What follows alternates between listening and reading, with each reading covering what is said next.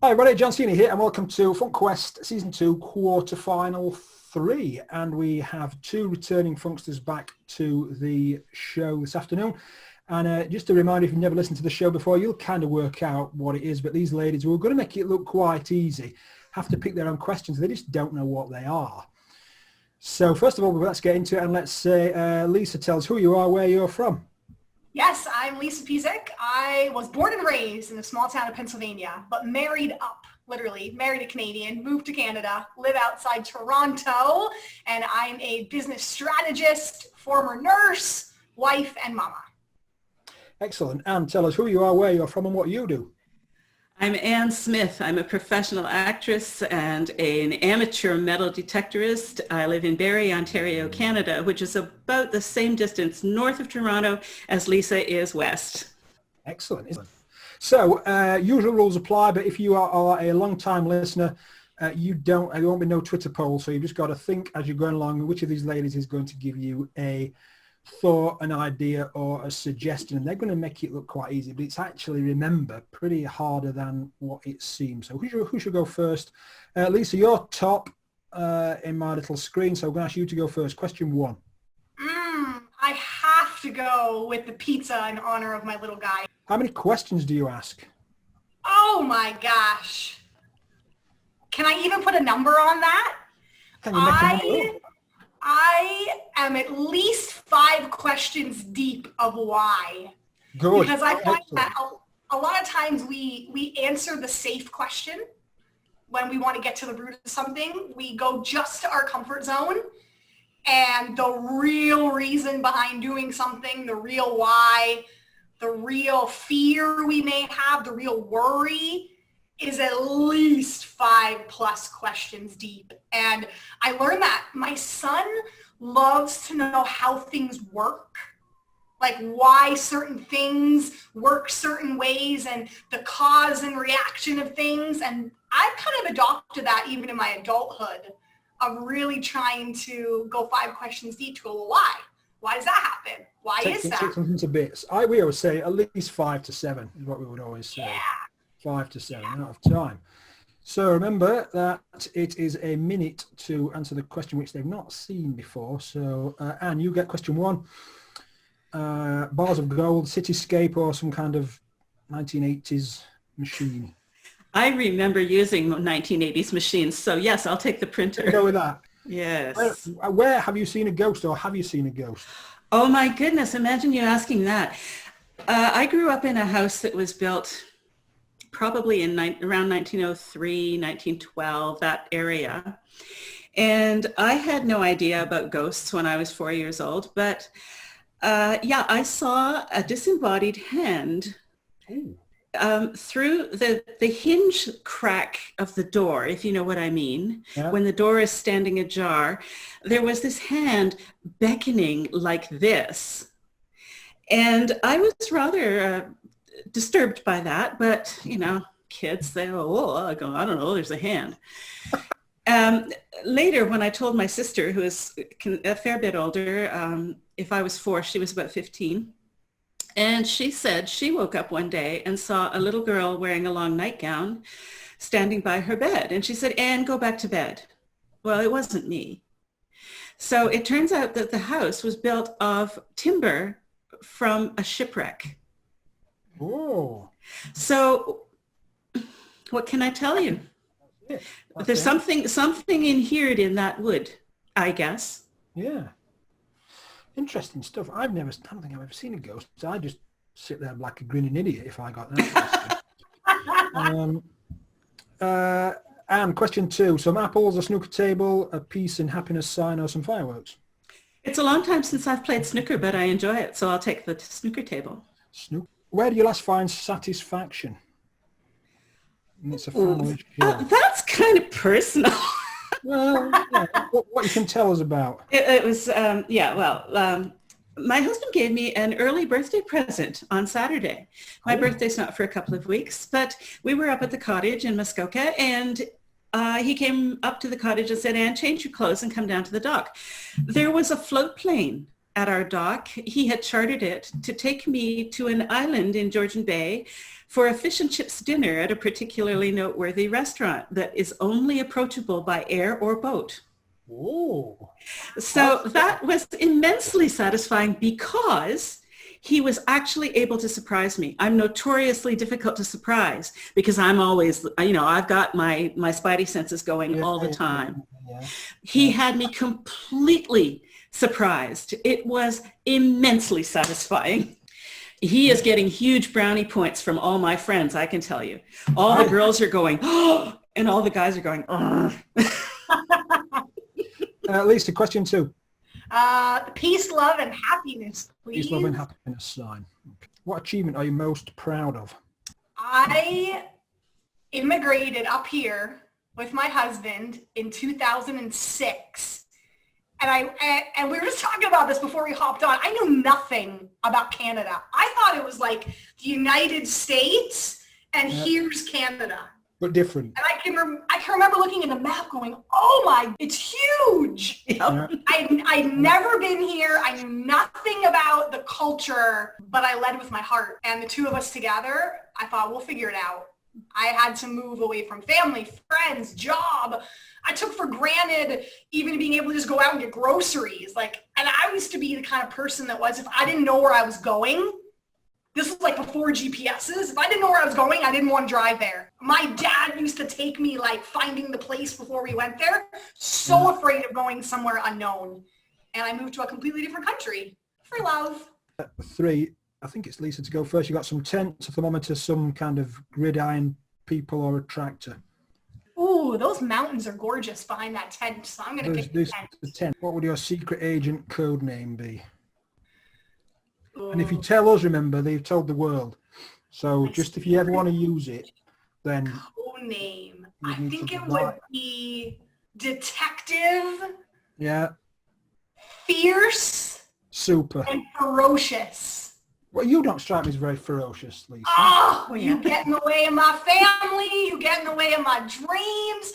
You tell me it can't be done. That's like go in the bathroom, put on Detective Fierce and Ferocious pants. What do they look like, Detective Fierce and Ferocious? What do they look like? What colour are they? Ooh, they are, you know what? They're black. Are they? Black suit, because that means business. Getting things done. Detective Fierce Ferocious. Spans are short. Double F. It's a Detective Double F. Is that what you just said? Yeah. That's it. That's it. You've got it. I'm scared. All right. Yeah, I'm scared. Yeah. Don't come into my house. Detective Double F. Yeah. Question 3, Anne. Well, one of the things I did for love was learn to like American football, so I'll take the gridiron gents as you. What habit do you have now that you wish you'd started earlier? Oh, wow. Yeah, it's not so much a habit as a way of life now, which is daring to do it. I spent a lot of my youth very old.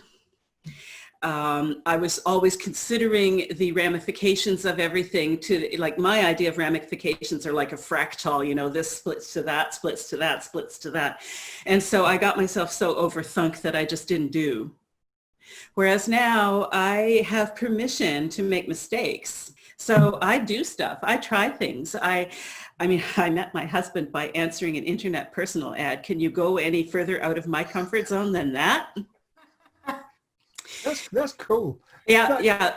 You have to really step outside the comfort zone to get the goodies in life. And I have learned to do that. And I do that a lot. That's a good answer. That's outside my comfort zone. Yeah. Oh, yeah. Listen, this is harder than it looks. I'd say to people, oh, yeah, that looks good. Yeah, it's harder than it looks.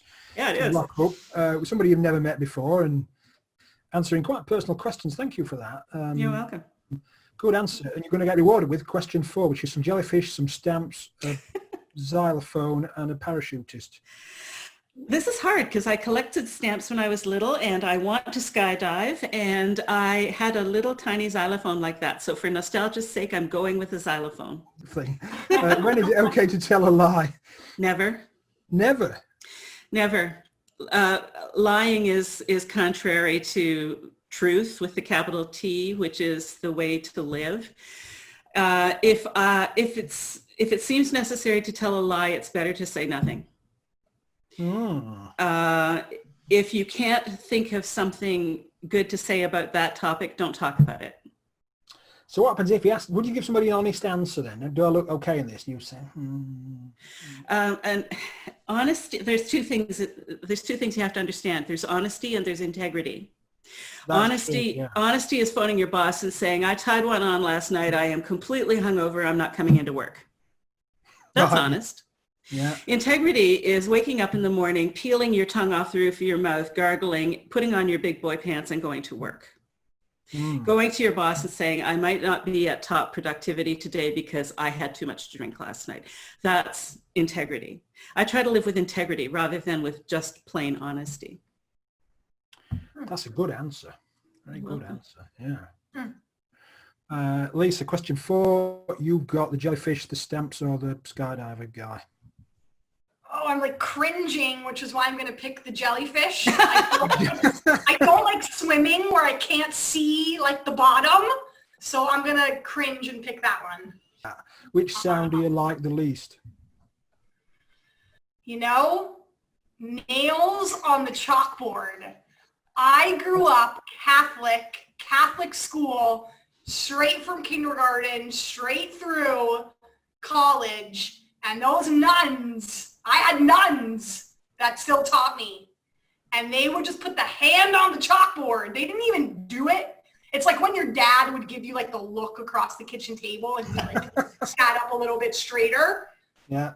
Just that like screeching sound pierces my ear. You're going to pick question 5. You've got those kind of, what is that? Mount Rushmore. Mount Rushmore, thank you. Rushmore. Yes. A sports car, a cat, or looks like somewhere in Cornwall. I'll go with the cat. Who would be the narrator of your life? The narrator of my Samuel Jackson. Samuel L. Jackson. Have you ever heard, now earmuffs, but the To Sleep book that Samuel Jackson reads? You must. No.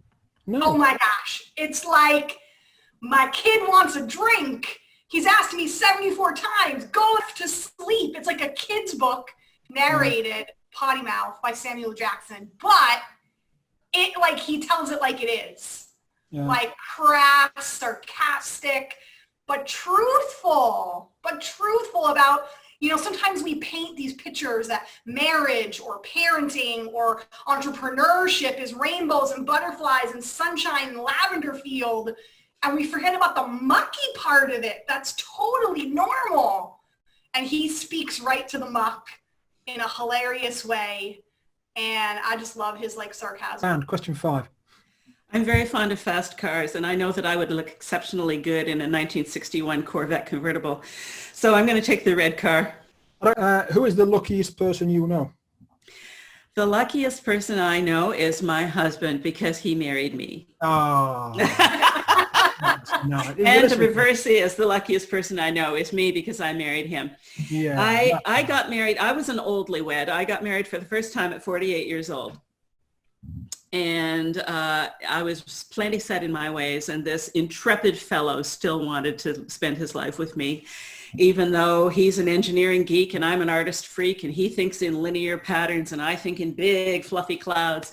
And we should have killed each other by now, but you know what? It's better than ever 12 years later. So I think I'm the luckiest person I know. Certainly the most blessed. Yeah, I remember what I don't know, it was a snooker player that said, luck always equals itself out unless it's against you. I like that. Which I thought, right, so who won that? I remember we're looking for insights, thoughts, ideas, suggestions, things where you think, I never knew that. I never realized that. I'm going to go and find out about that. And it's easy to vote because one of these ladies is going through to the semi-final, and it's easy to vote because you've just got to leave a comment, find out where this episode is, go to FunkyThinkers.com page and leave a comment with who you want to win. And the one that gets the most votes, simple as, goes through to the semi-final. Lisa, how can we find out more about you and contact you? Yeah, so my website is www.lisapezik.com. Instagram is lisa.pezik. Facebook is Lisa Pezik. My podcast is Lisa Pezik Show. You Google my name, you will find me. I believe I am the only one, so you will find me. You're the only one. Oh, Detective FF. That's me, for duty. And how can we find out more about you and contact you? You can find out all about me at antie.ca, ANTIE.ca. Facebook and Twitter, I'm Ann Smith Arts. And on YouTube, it's Auntie's Adventure Assortment, ANTIES. With metal detector eyes. Yeah, and there's cool videos there, including one of my little dog eating broccoli, which will be one of the nicest 30 seconds of your time. I will go look for that. Ladies, thank you so much for being sports. And we'll speak soon. Thank you, and take care. Thanks, you too. You too. Hi, thanks so much for making it to the end of this episode. Did you know that you can play FunkQuest yourself? We call it FQY. You can get going now with a 10% discount coupon that's displayed above my shoulder. Thanks so much and take care.